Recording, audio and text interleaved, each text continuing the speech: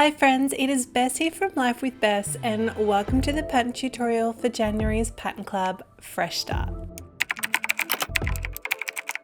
First up, we are going to prepare our hoop ready for stitching. If you need a more detailed tutorial on this, I have some other videos on my channel that might be helpful. But the main thing is to remember to pull your fabric nice and tight in the hoop. Now we are actually going to be using two different colors of fabric for this design. Obviously we have our backing fabric, but then I also cut out this swatch of neutral colored cotton as well. Also highly requested, I have put together this fat quarter bundle on our website with all of the fabric colors that we will be using throughout the year in Pattern Club. Now there are two pattern outlines included in the PDF. One is our normal outline design and the other is an alphabet template with two different font options.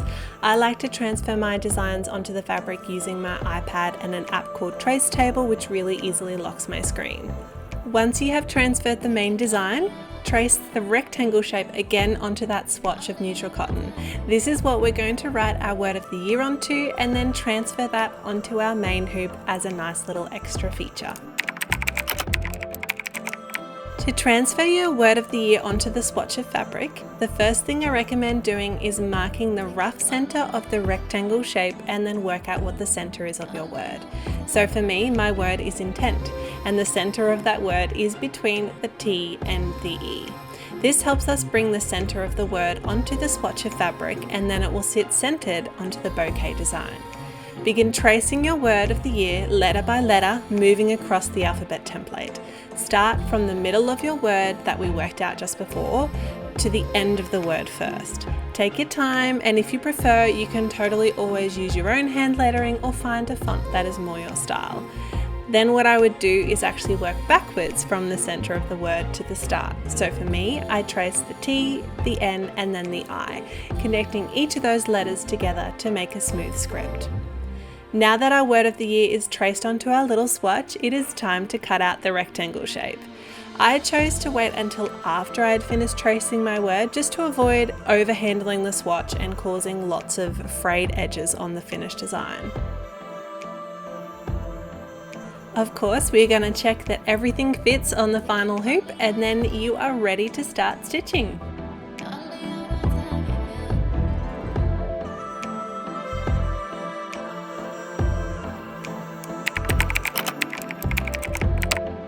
Our first step is to attach our swatch to the hoop. I just grabbed some pins which I will use to secure it in place while I sew it down. I want to make sure that it lines up with the outline and that it also doesn't bunch up while I am sewing it. I'm going to be using a single strand of DMC cotton and you're going to place very small straight stitches around the edge of the fabric swatch to start to tack it onto the backing fabric. I am keeping my stitches about 5mm apart and as even as I can. I chose a thread color that was super close to the fabric color, so it makes these stitches almost disappear into the fabric. If there's any fraying on the edges, don't worry, we can gently trim them off when we are done. Don't worry about the holes and the pins might leave either, because we can really easily remove them just by rubbing our needle over the hole and realigning the fibers of fabric. And there you go, our swatch is now secured to the hoop. The first element that we're going to work on in the bouquet is the sprigs of greenery that are scattered throughout the design. First up, we're going to be stitching the stems using, you guessed it, stem stitch. You can see the green sprig on the left side really pops in and out behind the different elements of the design. So remember to bring your thread down through the fabric and then back up on the other side of an element that we are going to be going around. Bring your stitches slightly behind the swatch of fabric at the bottom to make it appear as if they continue behind it. I'm adding some stems in the bottom section that felt in line with the top section, but feel free to just leave them until later. Next we'll be adding the leaves to the stem using detached chain stitch. I really love this simple technique of quickly adding small leaves to any design. Just make your way down the stem with a single detached chain stitch on either side where the leaves are marked on the design. There are 4 different sprigs of greenery in this design, so just make your way through doing all of them, and when you are finished it should look something like this. For the Wisteria Flowers, we will be using 3 different shades of purple to create a gradient much like what we would see in nature. So start by stitching the top of the stem, which will peek through some of those flower buds, and then towards the end of the flower. I'm just using a single strand of a dark green and some very small straight stitches. Then add the thickest stem at the base of the flower using stem stitch and 3 strands of thread. For the flower buds, start with the darkest purple at the base of the flower first. Stitch each of the buds separately using satin stitch, angled to the top, kind of like a teardrop. This helps distinguish between the different buds. We are going to stitch between 3 to 4 of the buds at the bottom in the darker purple before we move on to the middle shade of purple. Continue stitching as we did below with this slightly lighter shade of purple for the next 3 to 4 buds. As we get closer to the top of the flower stem, you will notice that the buds get smaller and smaller. You can see why we added the stem first, as we will be slightly stitching over the top of it to show depth in the flower. Lastly, it's time to stitch the smallest buds at the very top using the lightest shade of purple. There are 3 stems of Wisteria flower in this design, so just repeat this for each of them. I found it easiest to plan out which buds will be which colour before you start to stitch.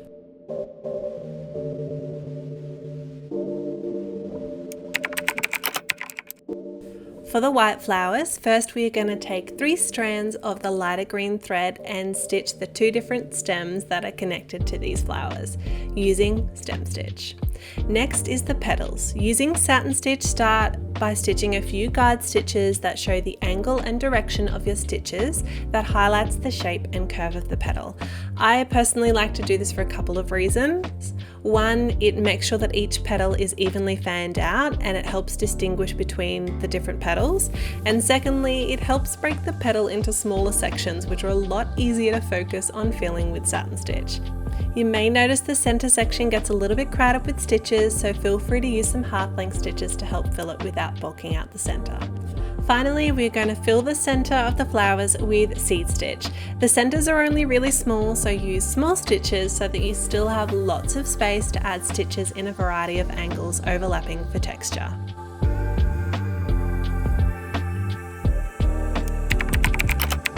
Now you may have been stitching the stems in the 2 different color greens as we've been stitching the other different elements.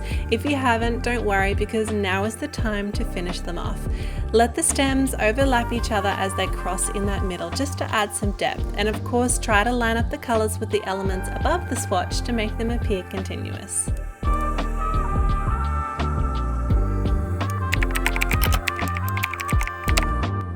First, make sure you have stitched the 2 rose stems in the lighter green to prepare for us to stitch the leaves.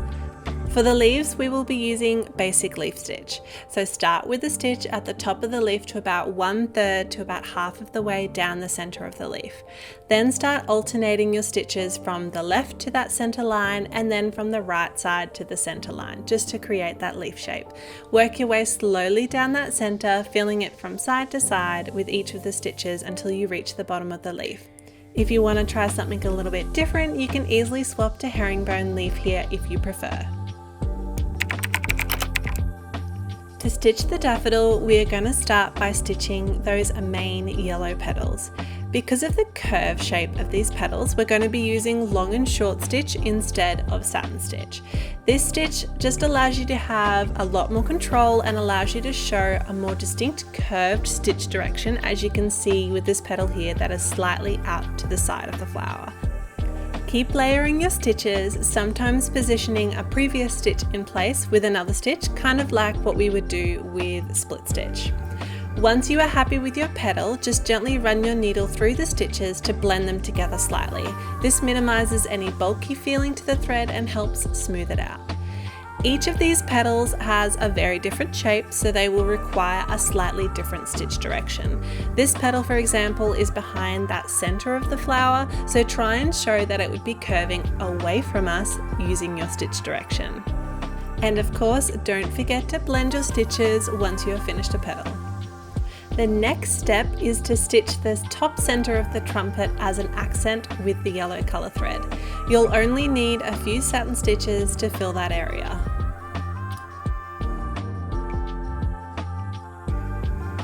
Now it is time to start stitching the center trumpet of the flower. Using our orange color thread, start by making a few guide stitches using long and short stitch to outline that curve shape that you are stitching. Once your stitches are done, just fill the space with long and short stitch.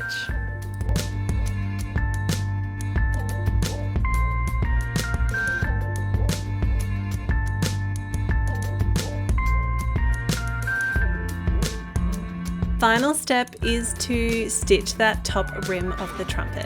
Now we're going to be using satin stitch to help distinguish between the main center, which we use long and short stitch for, and that rim. I find it easiest to split that area into separate sections and then fill it in.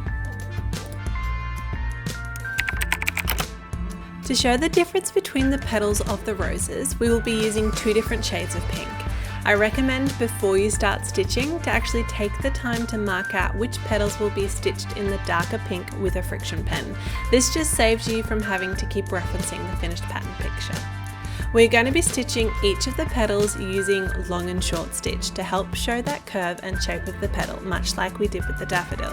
As we have done previously, you might find it helpful to stitch a few guide stitches first to help show the direction. This is particularly helpful on the larger petals at the front of the roses.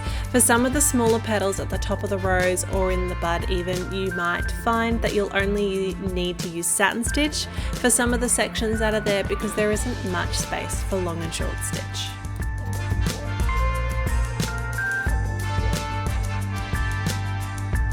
You can see here the shape of the petal is really coming together with the long and short stitch. Because of the variety in stitch direction for each petal, it doesn't really matter if two petals of the same colour are touching, because there is enough texture and stitch direction to distinguish between them. Now that the dark coloured petals are finished, I decided to sketch out my stitch direction onto the larger petals, particularly at the front and the side where those shapes can start to get a little bit lost. This helps me see the big picture of the whole rose while I am focused on stitching a small section.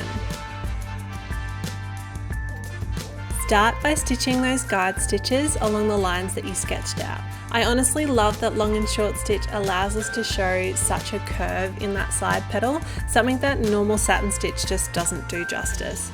It really helps the flowers gain an extra dimension and levels up your embroidery game.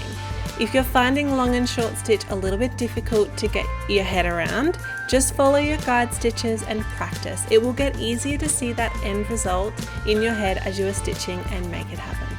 Be patient, and if you aren't happy, you can always layer on more stitches to try and get that texture you're after, or if worse comes to worse, you can always cut it out and go again.